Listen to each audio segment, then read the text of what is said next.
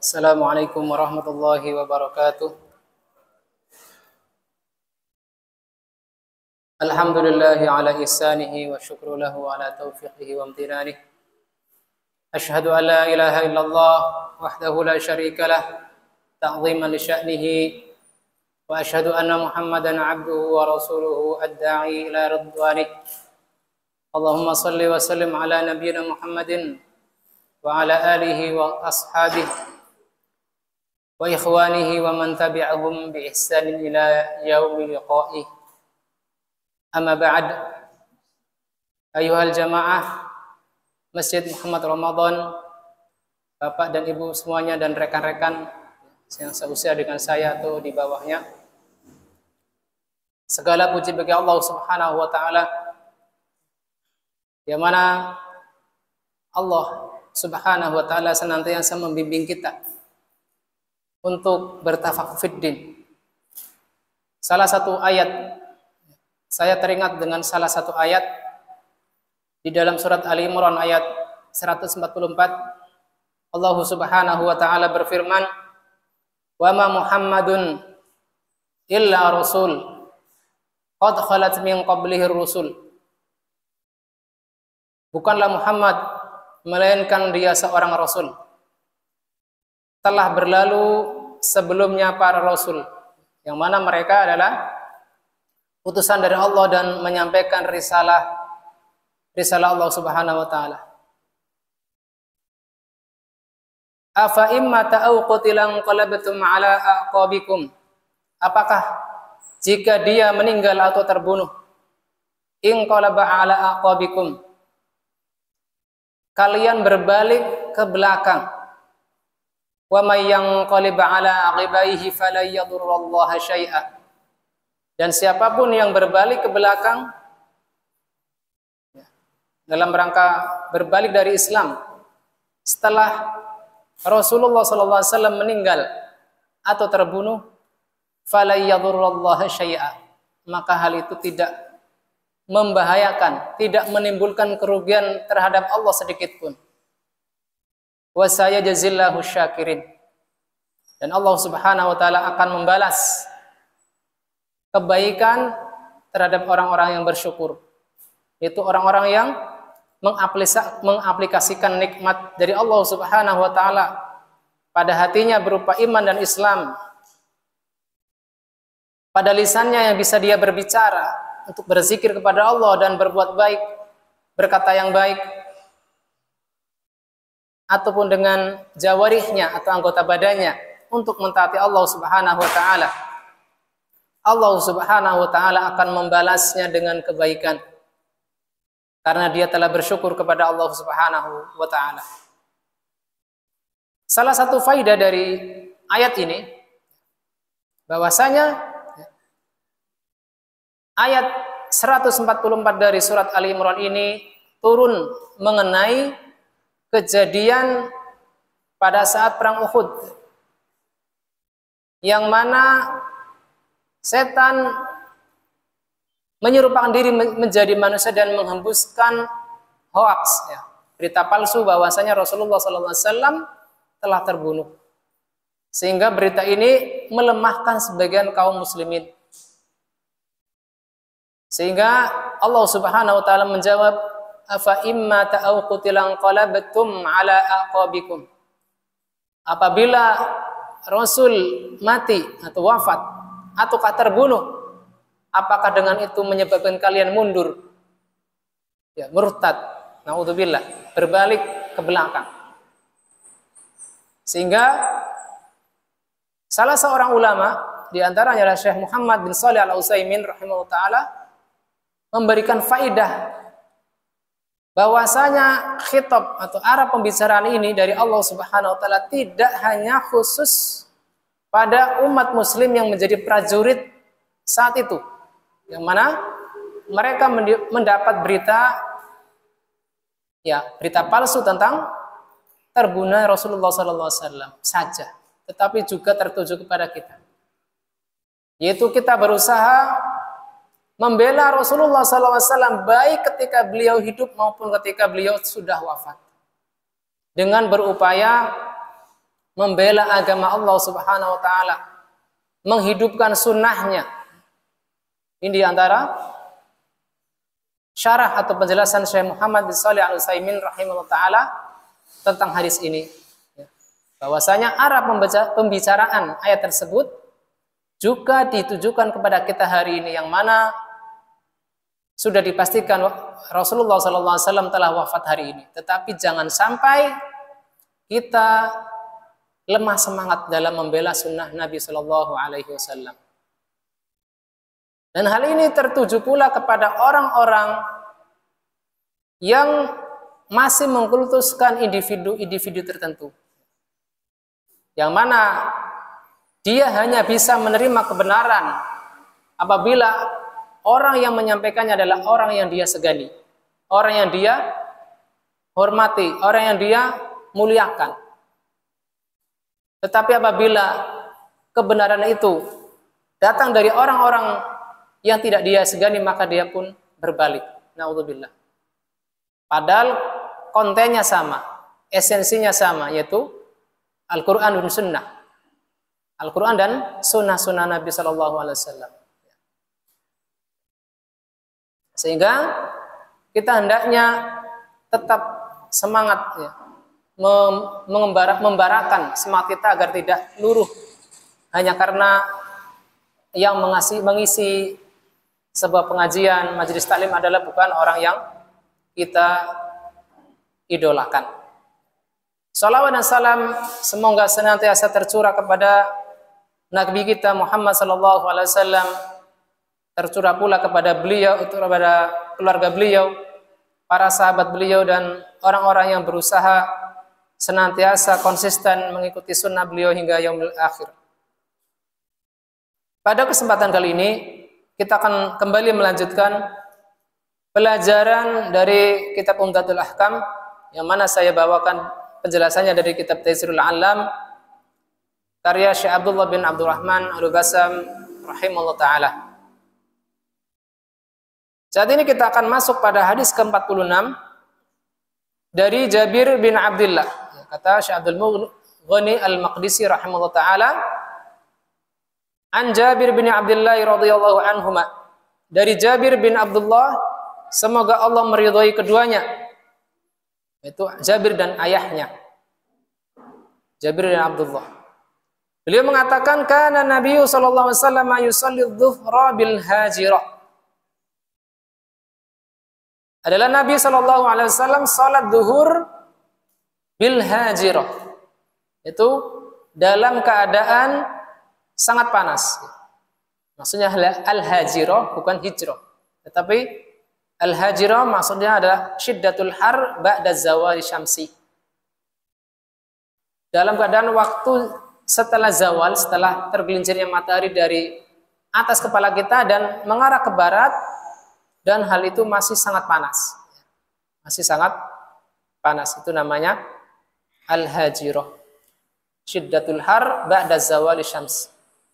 Wal asra wasyamsu naqiyatun, dan beliau sallallahu alaihi wasallam melaksanakan salat asar dalam keadaan matahari masih terang, masih bersih ya, masih terlihat putih. Wal maghriba idza wajabat, dan melaksanakan salat maghrib ketika wajabat ai saqatat wa ghabat, ketika matahari telah terbenam di ufuk barat. Wal isya'a ahyanan, dan salat isya terkadang di awal waktu dan terkadang di akhir waktu. Wa arahumul ijtama'u ajjala. Ra'ahum, beliau melihat jamaah apabila mereka berkumpul di awal waktu Isya, maka beliau menyegerakan salat Isya. Wa idza ra'ahum abta'u akhara. Bila beliau melihat jamaah ini adalah banyak yang terlambat datang, maka beliau mengakhirkan salat Isya. Wa subhu kana Nabi sallallahu alaihi wasallam yusalliha bi'alas. Adapun untuk sholat subuh, Nabi Shallallahu Alaihi Wasallam melaksanakannya ketika waktu gholas. Gholas sudah saya jelaskan pada pekan yang lalu, yaitu ikhtilatu dhalamatil lail wa dhiya'is subhi atau dhiya'il fajr. Yaitu tercampurnya gelapnya malam dan cahaya waktu subuh. Fajar shadiq, ya, ketika sudah mulai terang di ufuk timur. Itu namanya gholas, yang mana ketika kita tidak ada lampu penerangan yang saat ini kita banyak jumpai di jalan-jalan, di depan rumah. Ketika kita matikan lampu tersebut, wajah orang yang ada di hadapan kita belum terlihat. Itu namanya waktu gholas, pada subuh. Kita lewatkan langsung maju ke makna global, ya, yang mana tadi sudah saya sebutkan kata-kata asingnya, sudah saya terjemahkan. Makna global dari hadis ini, fi hadzal hadisi bayanul afdal fil waqti. Pada hadis ini terdapat penjelasan waktu yang utama li ada'i shalawatil khams, untuk menunaikan salat yang 5 waktu. Waktu zuhur hina tamilu syamsu an kabidis sama. Ya. Masuknya waktu zuhur adalah ketika matahari sudah condong dari tengah langit. Apabila kita melihat bayangan kita masih tepat di bawah kaki kita, belum ada bayangan ke arah timur, maka itu belum masuk waktu zuhur. Maka kita tunggu sejenak sampai ada bayangan ke arah timur, maka itu sudah menjadi tanda bahwasanya sudah masuk waktu zuhur, karena sudah tergelincir dari tengah langit, dari puncak langit. Wal asru tusalla wa syamsu ma tazulu bayda naqiyah. Adapun salat asar adalah dilaksanakan ketika matahari tazul bayda naqiyah, lam tukhalidha safratul maghrib, wa qadruha an yakuna dhillu kulli syai'in mithlahu ba'da dhilliz zawal. Bahwasanya salat asar dilaksanakan ketika matahari sudah mulai zawal, ya, ketika mulai sudah condong, dengan ukuran bayangan setiap hal itu sesuai dengan panjangnya. Misalnya kita tingginya 160 cm, maka bayangan kita sudah seukuran itu, sudah sepanjang 160 cm, maka saat itu sudah tandanya masuk waktu asar. Dan saat itu matahari masih terasa panas, masih putih, ya, belum menguning. Lam tukhalidha safratul maghrib, dan belum tercampur kekuningan saat hendak tenggelam. Wal maghribu tusalla waktu suquti syamsi fi maghribiha. Adapun waktu maghrib adalah dilaksanakan ketika waktu ketika matahari terbenam di arah terbenamnya. Wa anna al-isya'a yura'a fiha halul mu'tamin. Adapun waktu isya dengan memperhatikan keadaan para makmum. Fa in hadaru fi awali waqtiha wa huwa zawalu syafaq al-ahmar sallu. Ketika jamaah makmum ini sudah datang di awal waktu, secara sepakat, tentunya setelah hilangnya syafaqul ahmar, yaitu senja yang merah. Senja merah ketika sudah hilang dari ufuk barat, maka kita pastikan itu sudah masuk waktu isya. Wa illam yahduru akharaha ila ma yaqrabu min nisfil awal. Adapun apabila jamaah salat isya itu belum datang, ya, tentunya dengan kesepakatan, ya. Apabila tidak ada kesepakatan, kita tunggu-tunggu tetap tidak datang, maka kita kerjakan jamaah salat di masjid tersebut. Kita tunggu sampai mendekati setengah malam.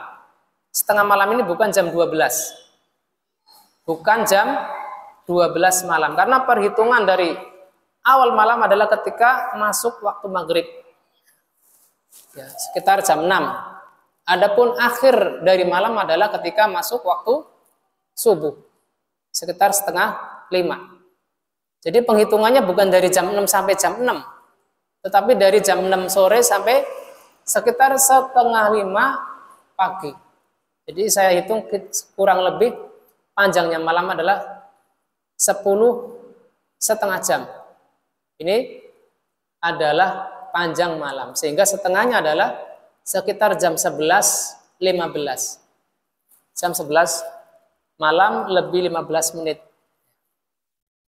Sehingga apabila kita mengakhirkan ya sekitar jam 10, jam 11.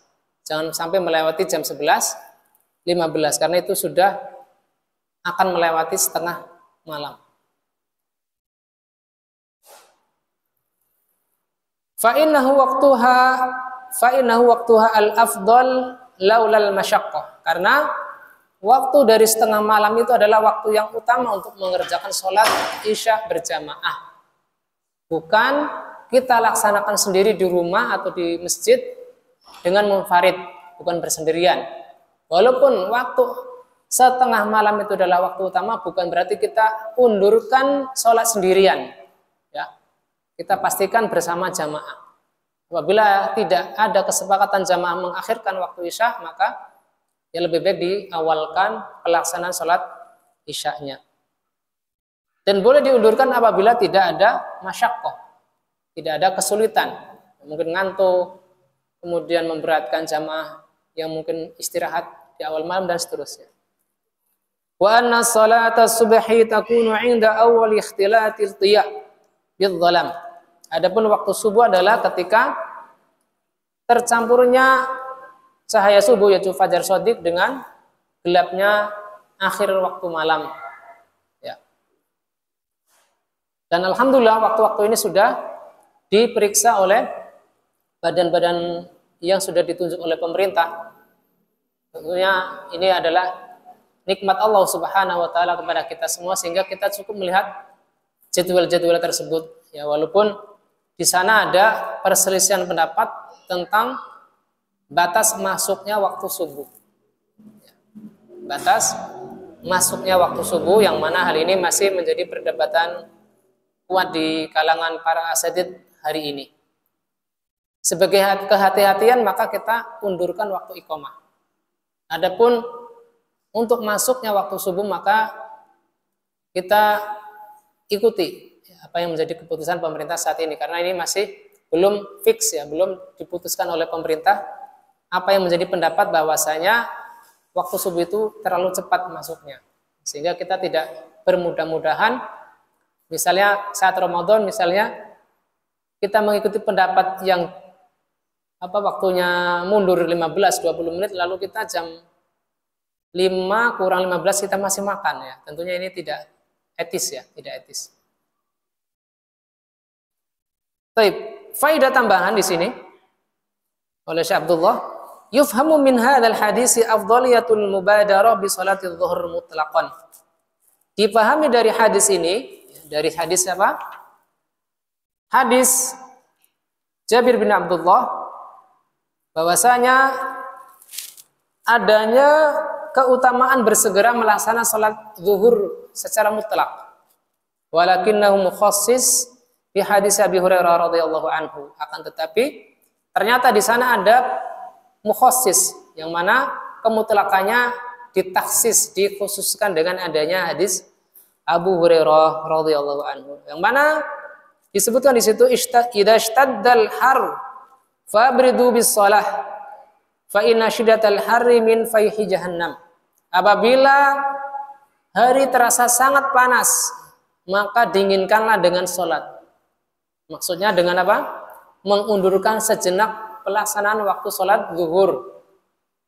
Fa inna shiddatal har min fayhi jahannam. Karena kuatnya panas waktu zuhur adalah dari hembusan neraka jahanam. Hadis ini Sepakat oleh Imam Al-Bukhari dan Muslim. Wa fi hadis Khabbab 'inda Muslim, dan terdapat pula hadis Khabbab bin Al-Arat yang mana di sini disebutkan diriwayatkan oleh Imam Muslim, qala syakauna ila Rasulillah sallallahu alaihi wasallam. Kami mengadukan kepada Rasulullah sallallahu alaihi wasallam fi ramdha. Ya, salat di atas kerikil yang panas. Ya, ketika waktu zuhur. Falam yushkina, akan tetapi beliau tidak menghiraukan keluhan kami ya. Beliau tetap melaksanakan salat waktu zuhur di awal waktu. Yaitu maksud yuridu annahum talabu ta'khir adh-dhuhri ila waqtil ibrad. Para sahabat meminta keringanan kepada Nabi untuk melaksanakan salat zuhur di akhir waktu ya, menjelang masuknya waktu asar. Falam yujibhum, akan tetapi Nabi SAW tidak memenuhi permintaan sahabat Nabi saat itu. Wadzalika li khasyati khurujil waqti, karena ada kekhawatiran keluar dari waktu sholat zuhur masuk ke dalam waktu sholat asar, sehingga permintaan sahabat untuk menunda pelaksanaan waktu zuhur tidak dikabulkan oleh Rasulullah SAW. Tetapi di sini berdasarkan dari hadis Abu Hurairah, maka dibolehkan menunda waktu sholat zuhur apabila sudah ditetapkan secara jamaah. Misalnya pelaksanaan jam 1 secara jamaah, maka tidak mengapa. Ya. Beberapa pelajaran dari hadis ke-46 ini, kata Syekh Abdullah, yang pertama adalah afdhaliyatul mubadarati bis salati fi awwali waqtiha ma'adal isya. Keutamaan menyegerakan salat pada awal waktunya selain salat isya. Keutamaan menyegerakan salat pada awal waktu, terutama bagi ibu-ibu ya, ini karena tidak disyariatkan mengikuti jamaah, kadang-kadang bermudah-mudahan sampai kadang setengah 3 dan seterusnya, sehingga itu tidak patut dibiasakan. Nomor 2, annal afdhala fil isya'i at-ta'khiru. Bahwasanya yang utama, yang afdal dari pelaksanaan salat isya adalah mengakhirkannya. Wa yakunu ila nisfil laili kama sahhat bihil ahaditsu. Yaitu diakhirkan sampai setengah malam, sampai hampir memasuki setengah malam. Illa idza jitama'al musalluna fatusalla khasyatal masyaqqah alaihim bil nidar. Kecuali apabila orang-orang yang salat sudah berkumpul, maka segera dilaksanakan karena khawatir ada hal yang memberatkan karena lamanya menunggu. Kemudian nomor 3, annal afdhala lil imami mura'atu halil mu'tamin. Yang utama bagi seorang imam adalah memperhatikan keadaan makmum. Minat takhfifi ma'al itmam, berupa peringanan yang meringankan sholat tentunya tetap sempurna. Bukan karena sebab ini lalu diringankan sama sekali sehingga tidak tercapai tumakninah. Dan ini tentunya tidak tepat. Wal itolatu ma'adamil idjar, dan bolehnya memanjangkan sholat tentunya tidak sampai memberatkan. Yang mana hal yang patut untuk kita kerjakan ya, apabila salah satu dari antum ada yang menjadi imam rawatib, agar misalnya kita masuk sholat maghrib adalah dengan membaca surat-surat Qisarul Mufassal, di mana Al-Quran itu terbagi menjadi beberapa bagian. Ada yang sabai, yaitu 7 surat yang panjang, yaitu 7 surat di awal Al-Quran. Kemudian ada yang disebut masani. Masani itu adalah kurang lebih 100 ayat yang diulang-ulang. Kemudian ada yang mufassal. Mufassal ini adalah surat-surat pendek, karena banyaknya pembatas surat dengan adanya bismillah dan bismillah dan seterusnya. Itu adalah surat mufassal. Dan surat mufassal ini diawali dari surat Qaf sampai surat An-Nas. Ini surat mufassal. Adapun ketika salat maghrib, maka kita baca dari qisarul mufassal. Dari bagian yang paling pendek dari surat-surat yang pendek tersebut. Jadi dari surat duha, dari surah duha sampai surat An-Nas. Ini pada saat salat maghrib. Adapun ketika salat subuh, maka kita baca yang tiwalul mufassal. Tiwal mufassal adalah dari awal surat Qaf sampai surat Al-Mursalat. Itu akhir dari juz 29. Ini ketika salat subuh. Adapun selain maghrib dan subuh, yaitu isya, zuhur dan asar, maka kita baca dari ausatul mufassal, yaitu dari amma yatasaalun sampai al-lail. Wal laili idza yaghsha, itu ya di surat wal laili idza yaghsha, dari amma yatasaalun an-naba sampai surat al-lail. Itu dibaca antara zuhur, asar atau isya. Dan boleh sekali-kali kita baca di luar itu agar kita tidak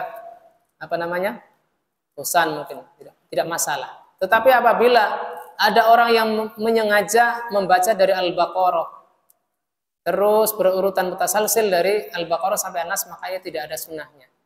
Karena ketika dibaca dari surat Al-Baqarah sampai An-Nas itu hanya ketika kita sholat lail, sholat malam, tarawih dan seterusnya. Tetapi apabila dibaca di sholat rawatib, sholat 5 waktu adalah sebagaimana yang tadi saya jelaskan perinciannya.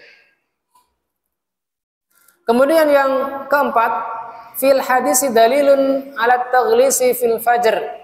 Pada hadis terdapat dalil agar kita menyegerakan salat subuh di awal waktu ketika masih gelap. Wa huwa hujjatun ala man jaral isfari kama taqaddam. Dan ini adalah hujjah yang membantah pihak madhab dari kalangan Hanafi yang memandang sunnahnya melaksanakan sholat subuh ketika waktu pagi sudah menguning, tidak masuk waktu syuruk. Kemudian yang kelima, fil hadisi dalilun ala anna salata fi jama'atin aula minal ityani bis salati fi awwali waqtiha.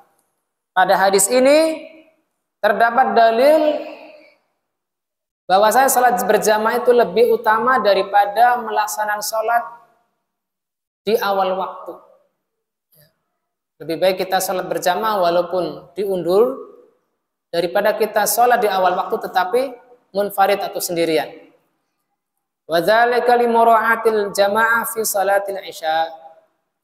Dengan tetap memperhatikan kondisi jamaah di dalam salat isya. Apabila kondisi jamaah sudah lengkap, yang biasa salat jamaah sudah datang semua, maka segera ditunaikan salat isya. Apabila kondisinya ada jamaah mungkin separuhnya yang belum datang karena ada keperluan, maka kita tunggu sampai seluruhnya lengkap. Baik, kita masuk ke hadis ke-47. Qala al-Imam Abdul Ghani Al-Maqdisi rahimahullah an Abil Minhal Sayyar bin Salamah, dari Abul Minhal Sayyar bin Salamah, qala dakhaltu ana wa abi ala Abi Barzah. Aku masuk bersama bapakku yaitu Salamah kepada Abu Barzah Al-Aslami. Abu Barzah Al-Aslami ini nama beliau adalah Abdullah bin Al-Haris Ibn Jud'an Al-Qurashi. Nama Abu Barzah Al-Aslami adalah Abdullah bin Al-Haris Ibn Jud'an Al-Qurashi. Beliau termasuk adalah as-sabiqun al-awwalun, termasuk yang hijrah ke Habasyi. Faqala lahu abi, bapakku berkata kepada Abu Barzah, kaifa kana Rasulullah sallallahu alaihi wasallam yusalli maktubah. Bagaimana tata cara Rasulullah sallallahu alaihi wasallam salat 5 waktu, salat yang fardu. Faqala kana yusallil hajira. Maka Abu Barzah mengatakan adalah Rasulullah sallallahu alaihi wasallam salat al-hajir. Itu sebutan lain dari surat Zuhur. Allati tad'unaha al-ula. Yang kami sebut nama salat zuhur juga disebut salatul ula. Salat ula adalah salat pertama. Mengapa kok disebut salat pertama? Karena itu adalah salat yang pertama kali diajarkan oleh malaikat Jibril kepada Nabi Muhammad SAW. Hina tadhadu asy-syamsu, hina tadhadu syamsu. Ketika matahari tergelincir dari puncak langit. Tadhadu maknanya adalah zalat ila jihatil gharb, itu sudah tergelincir dari ke arah barat, sudah tidak di atas kepala kita lagi. Tsumma yarji'u ahaduna ila rahlihi fi aqsal Madinah wa syamsu hayyah. Afan, ada yang terlewat. Wa yusallil asr. Lalu beliau salat asar. Ketika beliau salat asar, jamaah yang telah selesai salat asar kembali ke ujung Madinah, yang jauh dari Masjid Nabawi, ke rumah mereka dalam keadaan matahari masih hayyah. Hayyah itu adalah maksudnya adalah mazal naqiyatan, masih terlihat putih, bersih, tidak memerah atau apalagi belum menguning, apalagi memerah. Ini saat salat asar. Wa nasitu ma qala fil maghrib. Adapun Abu Barzah mengatakan saya terlupa kapan batasan waktu maghrib. Wa kana yastahibu an yuakhira minal isya, dan Nabi SAW suka untuk mengakhirkan salat isya, yang mana beliau adalah sebagai makmum, sebagai imam afwan, maka tidak masalah seberapapun waktu yang ditunda oleh imam, apabila makmumnya menunggu tetap tidak masalah. Berbeda dengan kondisi kita yang mayoritas adalah makmum. Apabila imam menginginkan salat di awal waktu, maka kita tidak boleh menundanya sendiri. Allati tad'unaha al-atamah, yang mana kami menyebut saat itu adalah salat al-atamah, salat ketika makan malam. Wa kana yakrahu an-nauma qablaha wal hadits ba'daha, dan adalah Nabi sallallahu alaihi wasallam tidak menyukai tidur sebelum pelaksanaan salat isya dan berbincang-bincang setelah menunaikan salat isya. Wa kana yantafilu min salatil ghadati hina ya'rifu ar-rajulu jalisahu. Hina ya'rifu ar-rajul jalisahu. Dan beliau menyelesaikan salat subuh, salatul ghadah itu salat subuh, ketika seseorang sudah mengenali teman duduknya di sampingnya. Ya, ini kondisi lain dari salatnya Nabi sallallahu alaihi wasallam. Kadang selesai lebih awal sehingga orang-orang yang selesai dari sholat subuh belum mengenali teman di sampingnya. Ya, sebagaimana hadis yang kita bacakan pekan yang lalu. Dan dalam hadis Abu Barzah ini, Nabi SAW menyelesaikan sholat subuh dalam keadaan masing-masing orang sudah mengenali teman yang ada di sampingnya. Wa kana yaqra'u bis-sittina ilal mi'ah. Dan Nabi SAW membaca surat yang kadarnya kurang lebih 60 sampai 100 ayat dalam salat subuh. Hadis ini diriwayatkan oleh Al-Bukhari dan Muslim.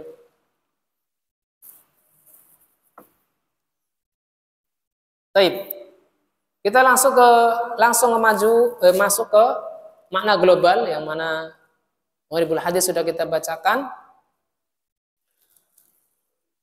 Di sini disebutkan oleh Syekh Abdullah Al-Bassam, beliau mengatakan dzakara Abu Barzah awqatis shalah al-maktubah. Abu Barzah menyebutkan tentang waktu-waktu salat yang wajib. Fabtada bi annahu kana sallallahu alaihi wasallam yusallil hajirah wa hiya salatul zuhur. Beliau memulai menyebutkan salat zuhur hina tazuru syamsu nahwal ghurub, ketika matahari mulai condong, yang mulai apa namanya? Mulai zawal, mulai tergelincir dari tengah kepala kita menuju ke arah barat. Jadi ini adalah waktu awal dari sholat zuhur. Wa yusallil asra summa yarji'u ahadul musallin ila rahlihi fi aqsal Madinah. Ini juga disebutkan adalah waktu awal sholat asar. Dalam keadaan matahari masih putih. Wasyamsu matazulu hayyah. Karena keadaan matahari waktu itu masih bersih, masih putih. Amal maghrib faqad nasar rawi ma warada fiha. Adapun ketika maghrib rawi terlupa dari batasan waktunya, wa taqaddama anna dukhula waqtiha bi ghururi syamsi, dan disebutkan dalam hadis sebelumnya, yaitu hadis Jabir bin Abdullah, bahwasanya masuknya waktu maghrib adalah ketika matahari terbenam. Kemudian wa kana yastahibu an yuakhirul isya, adalah Nabi menyukai untuk mengakhirkan salat isya, li'anna waqtahal fadil huwa an tusalla fi akhir waqtil mukhtar, karena waktunya yang utama adalah melaksanakannya di akhir di akhir waktu, yaitu setengah malam yang pertama. Wa kana yakrahu an-nauma qablaha khasyatan an yuakhiraha an waqtiha al-mukhtar. Beliau tidak suka tidur sebelum pelaksanaan salat isya karena khawatir apabila tidak terlalu lelap akan terlewat dari waktu setengah malam. Au yafutul jamaah fiha, atau terlewat dari pelaksanaan salat secara berjamaah.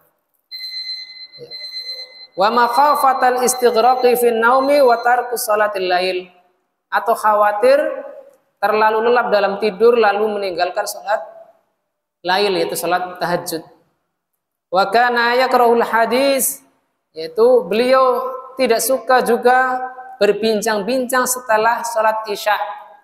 Berbincang-bincang setelah salat isya, ba'daha, setelah salat isya, khasyatat ta'akhur ani salatil fajr, karena khawatir akan terlambat dari salat subuh di waktunya. Au an salatiha jama'atan, atau terluput dari pelaksanaannya secara berjamaah. Wa kana yansrifu min salatil fajri, beliau selesai melaksanakan salat subuh, war rajulu ya'rifu man jalasa bijanibihi, yang mana sebagian dari waktu pelaksanaan beliau adalah ditandai ketika seseorang bisa mengenali orang yang ada di sampingnya. Ini tentunya pada zaman Nabi, masjid saat itu tidak ada penerangan. Tandanya adalah hanya matahari, ya, ketika sudah terang ataukah masih gelap. Sehingga hal ini dimanfaatkan oleh orang-orang munafik untuk meninggalkan salat jamaah ketika isya dan subuh. Ma'annahu yaqra'u fi salatiha min 60 ayat ilal mi'ah, mimma dalla ala annahu kana yusalliha bi ghalas. Padahal Nabi sallallahu alaihi wasallam membaca pada saat salat subuh adalah sekitar 60 sampai 100 ayat. Dan ini menunjukkan bahwasanya Nabi memulai salat adalah pada saat masih gelap. Dan berlalu salat tersebut sampai selesai waktu asfar, yaitu waktu yang sudah hampir syuruk waktu itu. Wallahu taala alam. Kita jeda kajian terlebih dahulu untuk mendengarkan salat isya. Sallallahu ala nabiyyina Muhammadin wa ala alihi wa sahbihi wasallam. Alhamdulillahi rabbil alamin.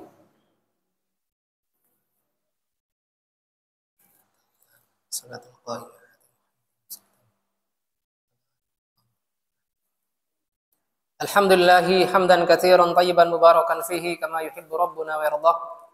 Asyhadu an la ilaha illallah wahdahu la syarika lah, wa asyhadu anna Muhammadan abduhu wa rasuluhu, amma ba'd. Kita lanjutkan kembali kajian malam ini dengan melihat fawaid dari hadis yang disebutkan oleh Abu Barzah al-Aslami, Abdullah bin al-Haris ibn Jud'an al-Qurashi. Yang pertama, bayanu awali awqatis salawatil khams wa anna akhira juz'in min waqti ayati salatin huwa awwalu juz'in min waqti salatil lati ba'daha.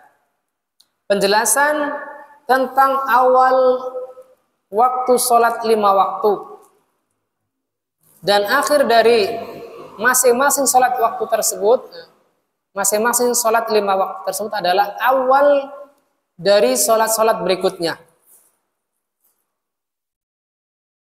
Laisa baina waqtaihima waqtun fasil.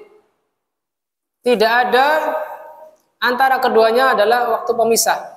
Terutama ini adalah antara Salat zuhur ke asyar, salat asar ke maghrib, salat maghrib ke isya, dan salat isya ke subuh.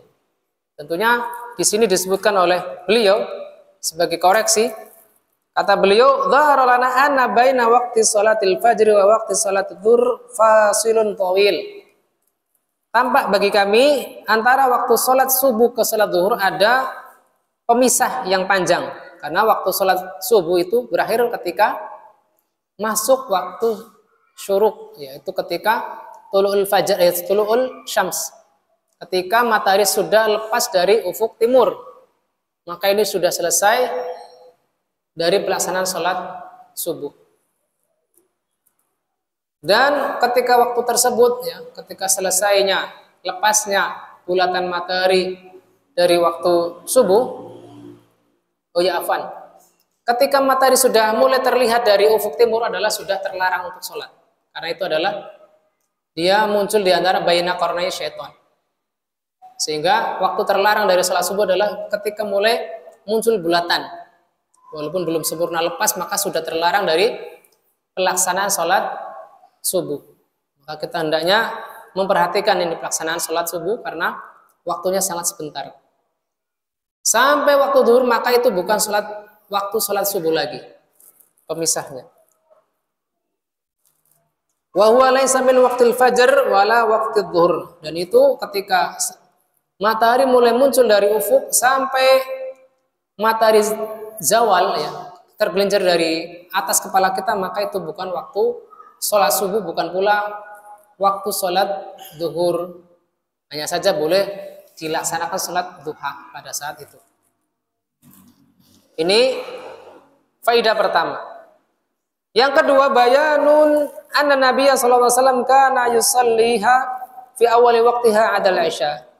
Penjelasan bahwasanya Nabi sallallahu alaihi wasallam melaksanakan sholat yang 5 waktu tersebut rata-rata pada awal waktu kecuali sholat isya. Kadang beliau memajukan atau menyegerakan dan kadang-kadang beliau mengakhirkan. Ini tentunya ada keleluasaan bagi imam dengan kesepakatan dengan makmumnya.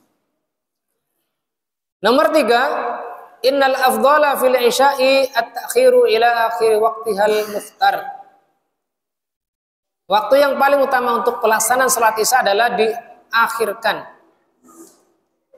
Wa huwa nisful lail, yaitu setengah malam, yang mana tadi saya jelaskan setengah malam di sini bukan jam 12, tetapi jam 11.15 malam. Lakin tuqayyadu afdaliyatu ta'khiril isya bi adamil masyaqqah 'alal musallina kama taqaddam. Tentunya dengan memperhatikan kondisi makmum agar tidak mengalami rasa susah karena menunggu pelaksanaan jamaah yang terlalu diundurkan. Terutama bagi kita yang di akhir zaman ya, kadang-kadang melaksanakan ketaatan itu tidak betah, malal ya, bosan. Tapi kalau berlama-lama dengan gawai, betahnya minta ampun, sampai nggak ingat untuk tidur di awal malam. Naudzubillah. Ini perhatikan ya, terutama bagi pemuda-pemuda.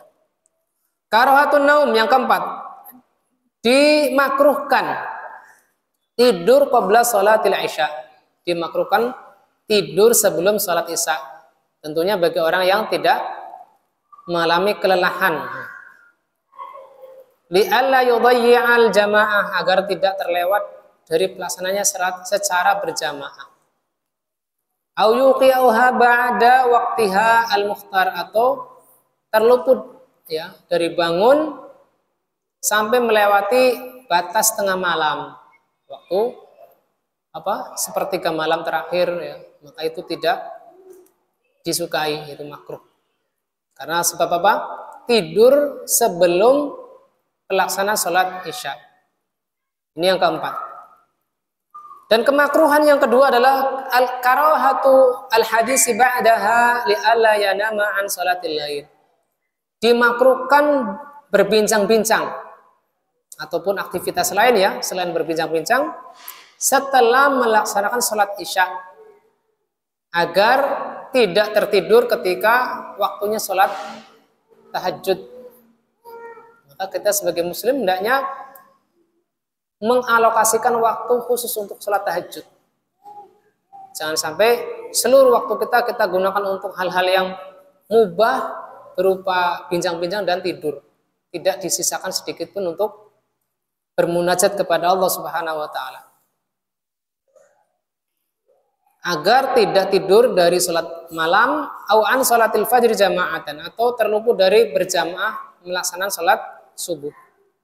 Lakinna karahatul hadis ba'da al-isya'i la tansahibu ala mudhakaratil ilmin nafi'. Akan tetapi kemakruhan berbincang-bincang setelah salat isya ini tidak berlaku dalam rangka mudzakarah, berdiskusi masalah ilmu, ataukah dia murojaah, belajar. Tapi jangan dimanfaatkan ya. Jangan dimanfaatkan untuk hal-hal selain ini. Awil ishtighali bi masalihil muslimin, ataukah sibuk dengan urusan kaum muslimin ya. Misal apa? Mendiskusikan besok mau kerja bakti teknisnya seperti apa, maka tidak masalah membicarakan kerja bakti setelah waktu sholat isya dan lain-lain ya, dari hal-hal yang bermanfaat bagi kaum muslimin untuk diobrolkan, untuk diperbincangkan setelah pelaksanaan sholat isya. Dan hendaknya apabila tahu kita itu tidak bermanfaat perbincangan tersebut untuk kaum muslimin, untuk urusan kaum muslimin, maka kita tidak begadang memperpanjang sahirul lail, yaitu begadang setelah pelaksanaan salat isya. Kemudian yang nomor 6, qauluhu allati tad'unaha al-atamah. Sabda beliau sallallahu alaihi wasallam yang kami sebut salat isya itu sebagai salat atamah. Kata beliau, kata Syekh Abdullah, dalilun ala karahati tasmiyati salatil isya bil atamah. Ada petunjuk bahwasanya tidak disukai penamaan salat isya itu dengan salat al-atamah, salat malam salat pada saat makan malam. Tapi hal ini dijawab oleh beliau sendiri ya, yang mana ada hadis sahih dari Imam Muslim secara marfu yang disandarkan oleh kepada Nabi sallallahu alaihi wasallam, la yaghlibannakum al-a'rabu ala ismi salatikum. Ini yang menjadi dalil penguat ya, Syekh Abdullah bin Abdurrahman Al-Basam tidak menamakan salat isya ini dengan salat atamah. Salat atamah ini adalah penamaan dari orang-orang Badui, orang-orang Arab pedalaman. Kata beliau sallallahu alaihi wasallam, kata Nabi, jangan sampai kalian dikalahkan oleh orang Arab Badui pada penamaan salat-salat kalian. Fa inna fi kitabillahil isya, karena salat yang sudah ditetapkan oleh Allah dalam Al-Quran adalah salat isya, bukan salat atamah. Wa kana Ibnu Umar yaghdabu min hadi tasmiyah. Dan Ibnu Umar membenci dari penamaan salat atamah ini. Wa warada ma yadullu al jawaz, tetapi ada dalil penguat kebolehan menggunakan salat isya dengan nama salat atamah ini. Sedangkan kebencian Ibnu Umar hanya sebagai hal yang makruh saja, tidak sampai haram. Yaitu hadis yang terdapat dalam Sahihain dari Sahih Bukhari dan Muslim dari Abu Hurairah secara marfu, yang ini ucapan ini disandarkan kepada Nabi, lau ya'lamuna ma fil atama wal fajr, seandainya mereka tahu apa yang ada di dalam salat isya dan salat subuh. Ini tentunya kalau tidak salah adalah hadis yang membicarakan keutamaan mendatangi salat isya dan subuh berjamaah. Ya, yang membicarakan keadaan orang munafik yang suka meninggalkan berjamaah, terutama pada saat salat isya dan subuh. Beliau sallallahu alaihi wasallam menamakan salat isya dengan salat al-atamah. Coba kita lihat, ada nama lain dari salat zuhur apa tadi? Salat al-hajirah dan salat al-ula. Salat asar, salatul wusta. Kemudian salat isya, salat al-atamah, dan salat subuh dengan salat dengan sebutan nama salat al-ghadah. Adapun penamaan maghrib saya belum mengetahui dari nama lain dari salat maghrib. Kemudian nomor 7, Faedah nomor 7, an yuqi'a salatul fajr, an yuqa'u salatul fajri fi ghalas. Salat subuh dilaksanakan pada saat masih gelap. Haitsu yansarifu minha warrajulu la ya'rifu illa man yujanibi. Yang mana apabila selesai dilaksanakan salat subuh dan seseorang tidak mengetahui orang lain kecuali orang yang masih di sampingnya. Adapun apabila dia melihat jamaah yang lain yang jauh ya, apakah di ujung shaf ataukah di belakangnya, maka dia belum melihat wajah orang tersebut karena masih terlihat gelap. Padahal Nabi SAW membaca surat pada saat salat subuh adalah antara 60 sampai 100 ayat. Faidah ke-8, fadilatu tatwilil qira'ah fi salatis subhi. Keutamaan memanjangkan bacaan pada saat salat subuh. Ya. Kemudian yang ke-9, wa fihi annahu yanbaghi liman su'ila an ilmin wa huwa la ya'lam an la yastakif min qouli la a'lam. Di dalamnya juga, di dalam hadis ini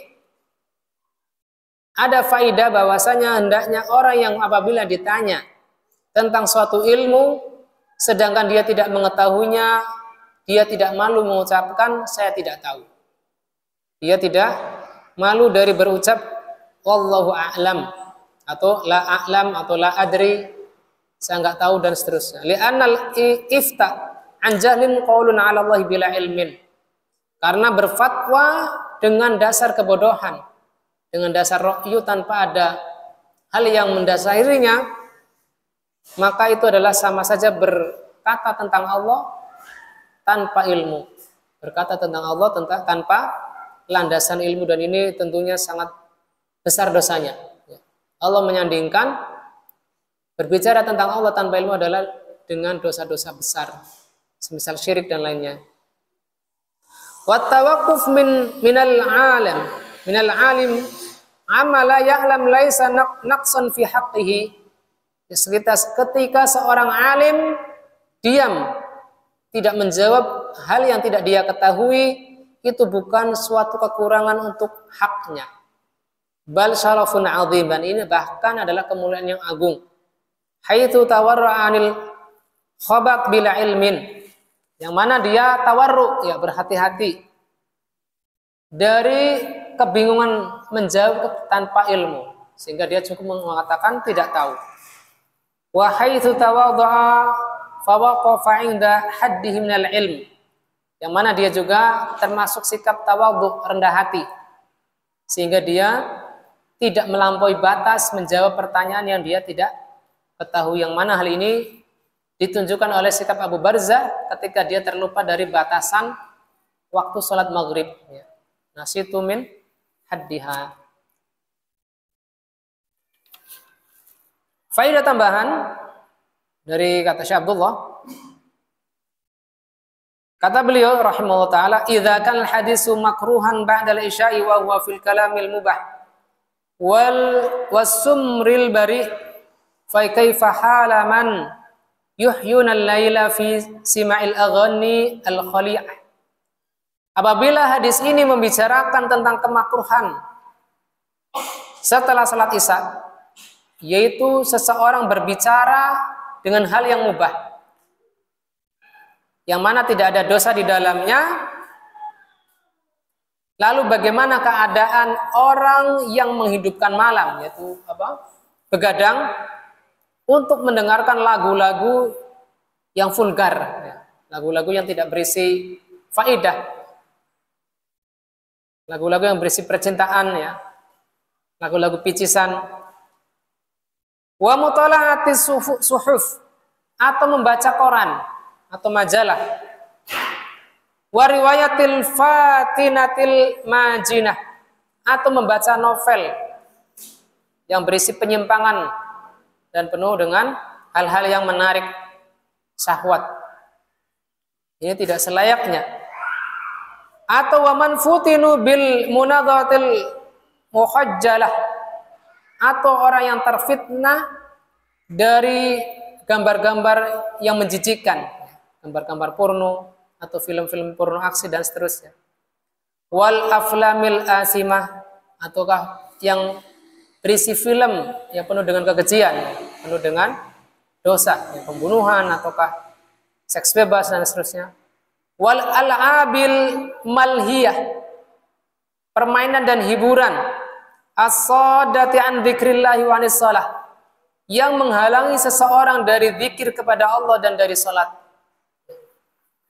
Hatta idza qarubal fajru, sampai ketika dekat dengan waktu subuh.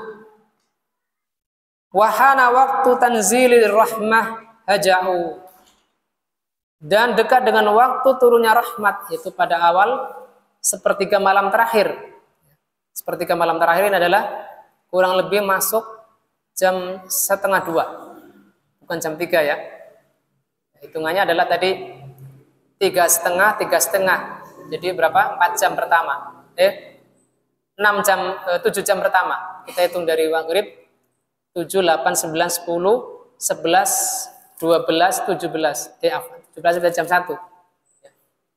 12 maghrib 7, 8, 9, 10, 11, 12, 1 ya, jam 1 ya. Jam 1 malam adalah masuk sepertiga malam terakhir, dan ini sudah saya buktikan ketika jam tersebut rata-rata terdengar kokok ayam. Ya, berarti itu tandanya para malaikat turun. Ya. Itu turunnya Allah pada sepertiga malam terakhir.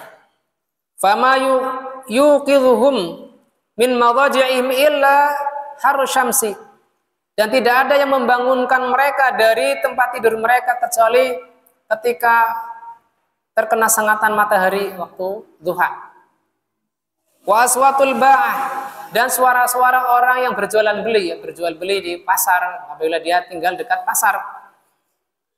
Wa harakatil hayah, dan gerakan-gerakan orang yang hidup, ataukah suara ayam, suara kokok bebek ya.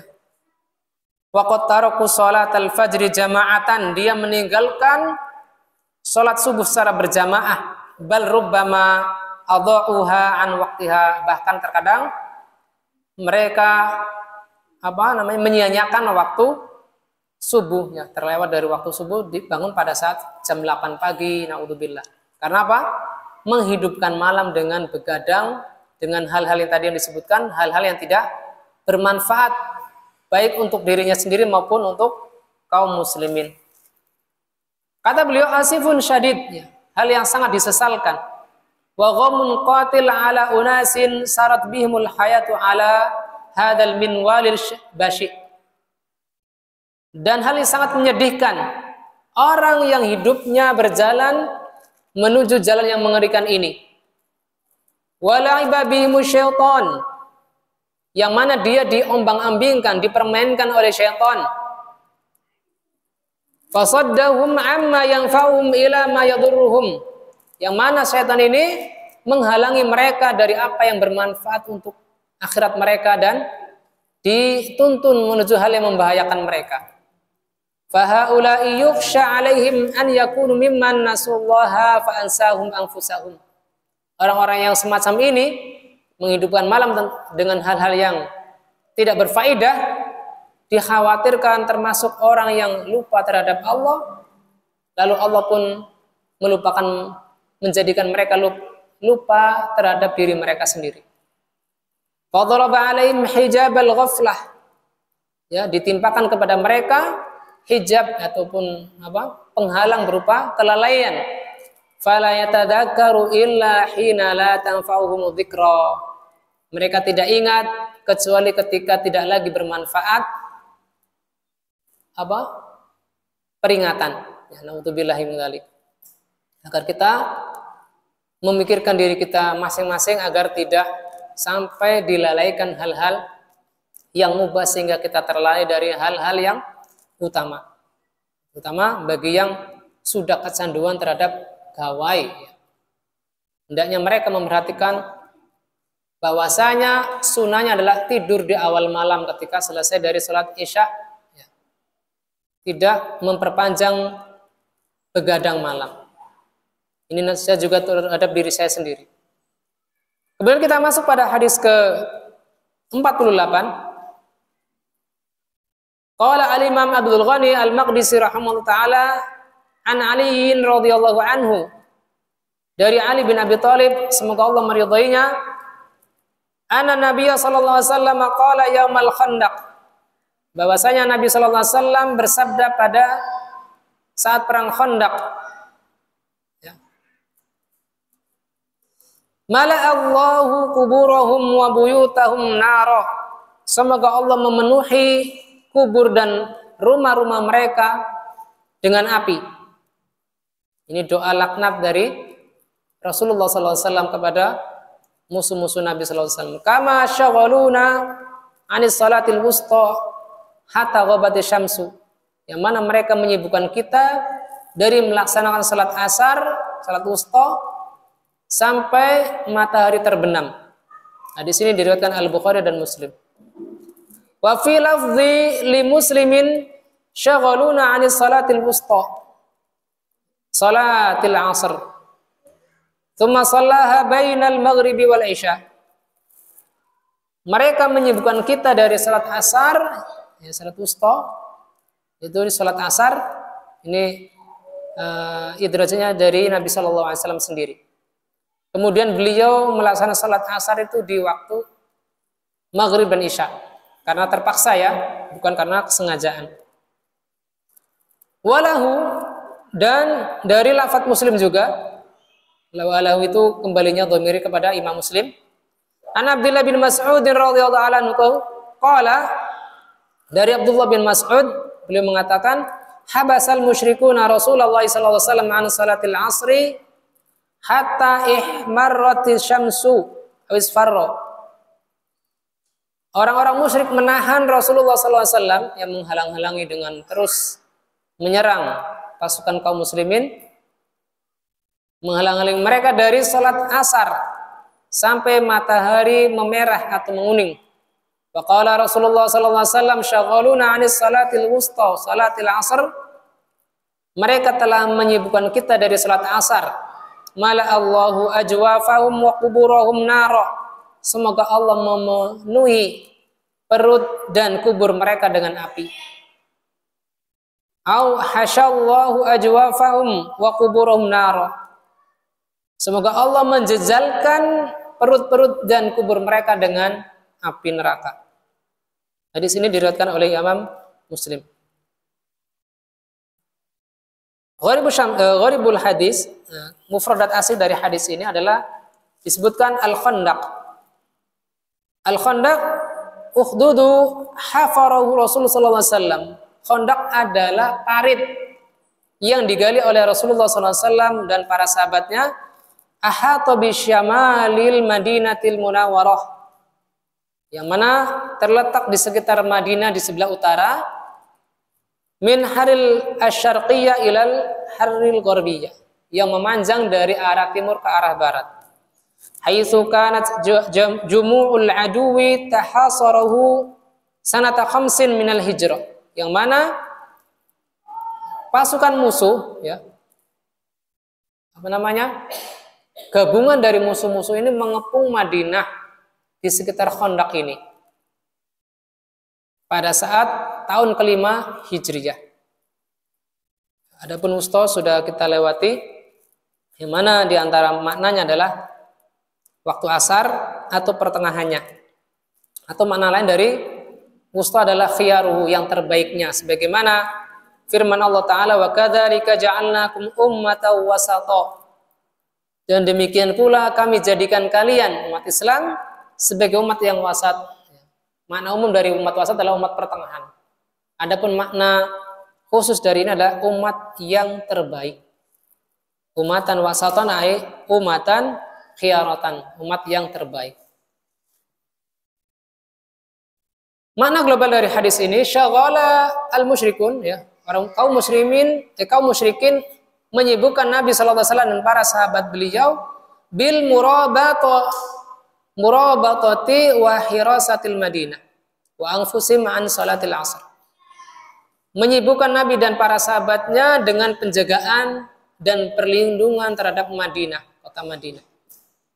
Terus berjaga-jaga di sekitar parit dan menyibukkan pula kaum muslimin saat itu dari melaksanakan salat asar sampai matahari tenggelam. Falam yusallihun nabiyyu sallallahu alaihi wasallam wa ashabu illa ba'dal ghurub. Sehingga Nabi dan para sahabatnya belum sempat melaksanakan salat asar melainkan setelah terbenamnya matahari. Maka Nabi sallallahu alaihi wasallam mendoakan keburukan bagi mereka. Fada'a alaihim an-nabiyyu an yamla'a ajwafahum wa quburahum. Dan meriwayat lain wa buyutahum. Semoga Allah memenuhi perut-perut mereka, kubur-kubur mereka dan rumah-rumah mereka dengan api. Jazaan ma'adauhu wa sahibahu, sebagai balasan atas gangguan mereka terhadap Nabi dan para sahabat Nabi. Wa syaghaluhum an salatil asr allati hiya afdhalus salawat, dan menyibukkan kaum muslimin saat itu dari salat asar, yang mana salat asar ini adalah salat yang paling utama. Di sini disebutkan ikhtilafal ulama, ya, perbedaan ulama tentang maksud salat wusta yang dimotivasi oleh Allah Subhanahu wa taala agar kita menjaganya. Hafidhu ala salawati wa salatil wusta. Jagalah salat-salat, ya, salat 5 waktu dan salat al-wusta, yang disebutkan oleh Al-Imam Asy-Syaukani ada 17 perbedaan ulama.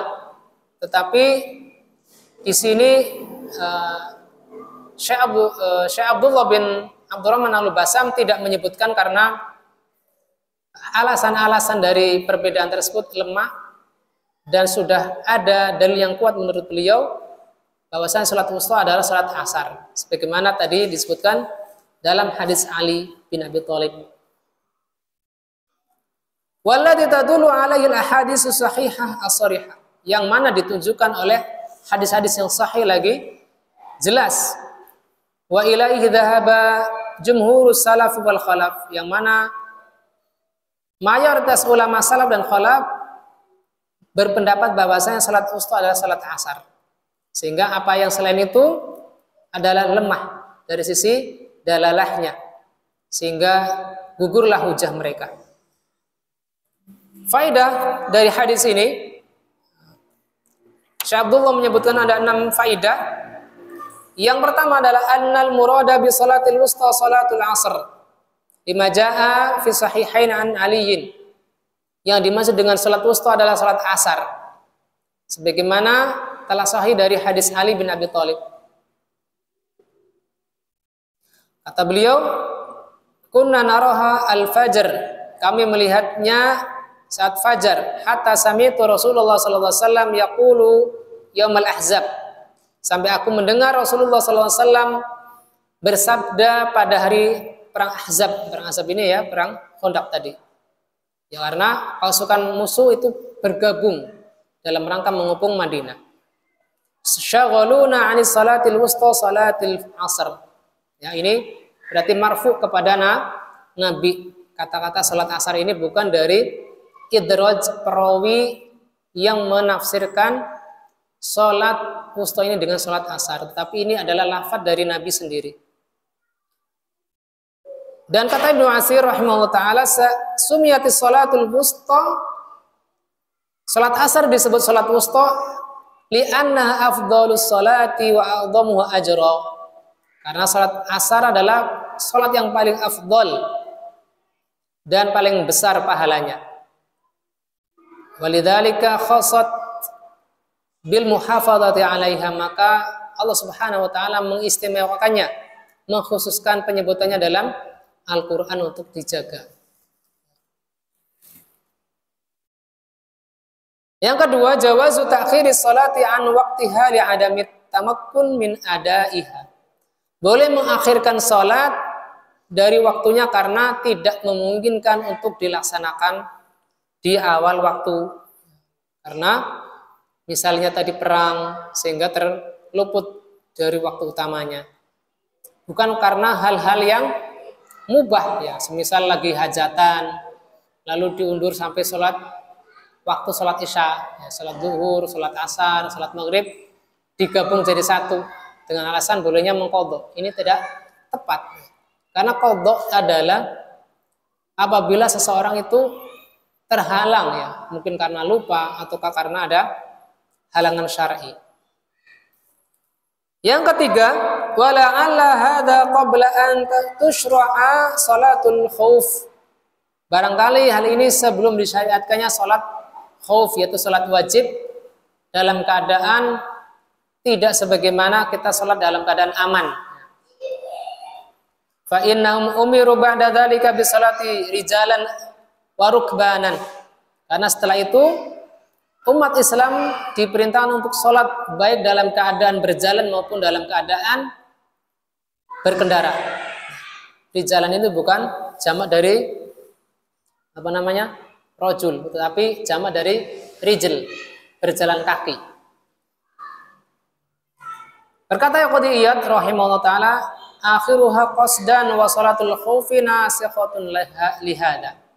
Bahwasanya perintah untuk melaksanakan sholat khauf adalah akhir dari syariat ini. Sehingga tidak diperkenankan ketika perang seseorang itu mengakhirkan sholat dari waktunya. Sehingga hal ini menasah hadis ini. Pelaksanaan di luar waktunya. Wa qala Ibnu Hajar Al-Asqalani mengatakan rahimahullah ta'ala, hadza aqrab. Inilah yang lebih mendekati kebenaran. Wala siyama wa qad waqa'a 'inda Ahmad wa Nasa'i fi hadis Abi Sa'id anna dzalika kana qabla an yanzilallahu fi salatil khauf.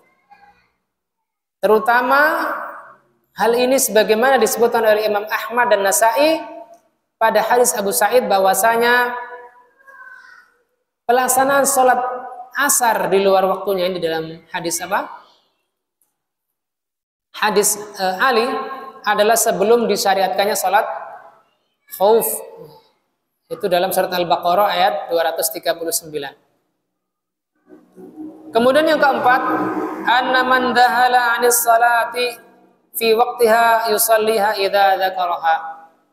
Barang siapa yang terluput dari salat fardu dari waktunya, maka dia salat ketika ingat ya. Terluput di sini apakah karena lupa ataukah karena halangan syar'i, seperti tadi perang. Yang kelima, jawazud du'a 'ala dzalimi biqadri dzulmihi li'annahu qisasun. Boleh mendoakan keburukan bagi orang yang zalim sesuai kadarnya. Sesuai kadarnya, karena ini adalah bentuk qisas ya. Bentuk balasan setimpal untuk orang yang melakukan kejahatan. Faedah terakhir adalah para ulama mengatakan fihi dalilun ala adami riwayatil hadisi bil makna. Di dalamnya terdapat dalil, terdapat argumentasi tidak bolehnya meriwayatkan hadis dengan maknanya. Tetapi hal ini perlu dikritisi ya. Bala buddha minan nasil warid. Akan tetapi harus meriwayatkan sesuai nas hadisnya. Fa inna ibn Mas'udin taraddada baina qawlihi mala Allah aw hasyallah. Karena Ibnu Mas'ud berulang kali menyebutkan lafaz-lafaz yang berbeda yang didengarkan oleh Nabi sallallahu alaihi wasallam, yang didengarkan dari Nabi sallallahu alaihi wasallam dalam satu lafaz mala Allah, semoga Allah memenuhi, atau hasyallah, semoga Allah menjejalkan. Walam yaktasir ala ahadil lafdhaini ma'attihadihima fil makna. Beliau tidak mencukupkan satu lafaz karena dua kalimat tersebut adalah maknanya sama. Tapi hal ini tadi sekali lagi masih perlu dirinci ya. Saya mendapatkan keterangan dari Syekh Muhammad bin Shalih Al-Utsaimin rahimahullah taala adanya kebolehan meriwayatkan hadis dengan makna, tentunya dengan syarat. Beliau menyebutkan ada 3 syarat seseorang boleh meriwayatkan hadis dengan makna. Yang pertama adalah antakuna min arifin bimaknahu. Ketika dia ingin meriwayatkan hadis dengan maknanya, dia adalah orang yang mengetahui makna yang ia sampaikan, yang jangan sampai keluar jauh dari lafaz hadisnya. Kata beliau, kata Syekh Ibnu Taimin, min haitsul lughah, dari sisi bahasa. Wa min haitsu muradi al-marwi anhu, dan sesuai dengan maksud periwayatnya, perawinya. Ya, apabila ada perawi yang menjelaskan suatu hal, maka kita tidak boleh meriwayatkan dari makna lain yang tidak dijelaskan oleh para perawi hadis. Ini yang pertama, yaitu antakuna min arifin bimaknahu, orang yang mengerti maknanya. Yang kedua, antad'ual ad-darura ilaiha, sangat diperlukan untuk meriwayatkan dengan makna.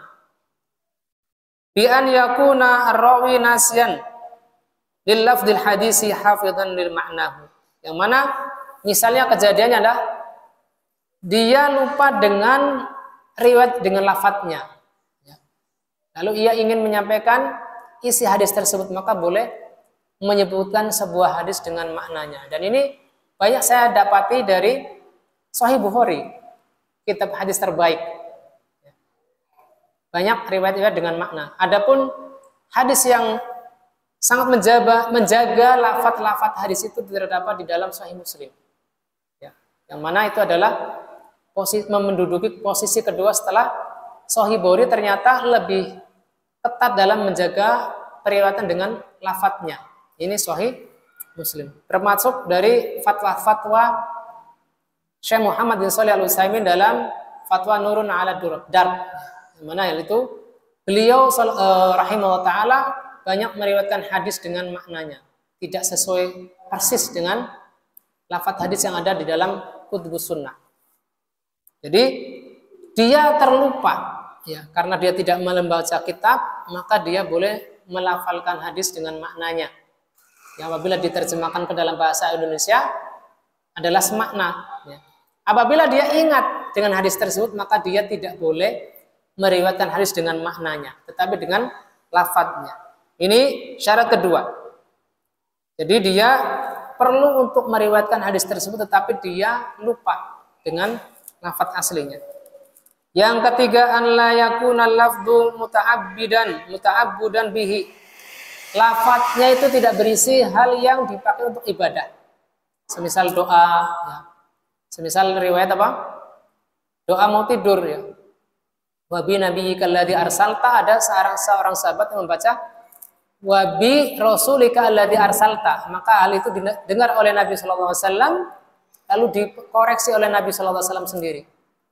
Wa bi nabiyyika alladzi arsalta, dan dengan nabi yang engkau utus, ya. Engkau di sini Allah Subhanahu wa taala utus kepada manusia, tidak dengan lafaz wa bi rasulika alladzi arsalta. Ini dikoreksi langsung oleh Nabi, yang mana hal itu adalah doa.